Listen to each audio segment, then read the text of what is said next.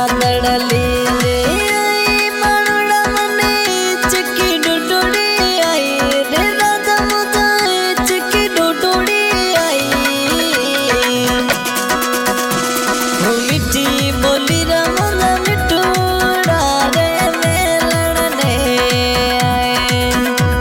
वो मिठी बोली रमुना ऐसी राधा तू मिलने आए हमें आज का सिंगर करुणा दैया दैया म्यूजिक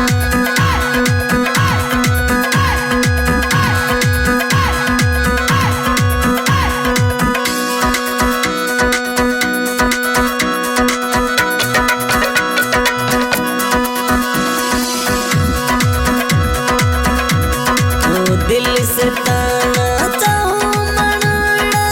धूप क्यों रे दिनों ऐसे राजा धूप क्या मना दिनों वो असिया रे कपड़ा पहनने आई रे तेरियो लगाए वो असिया रे कपड़ा पहनने आई रे तेरियो लगाए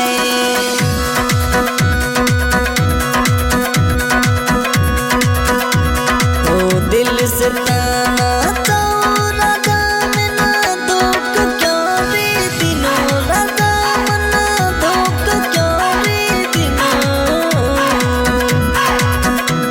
वो असिया रे कपड़ा पहनने आई रे तेरियो लगाए वो असिया रे कपड़ा पहनने आई रे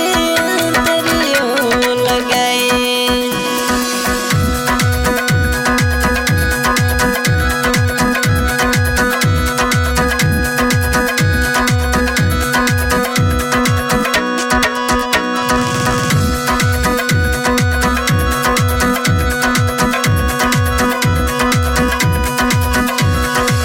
यादड़ली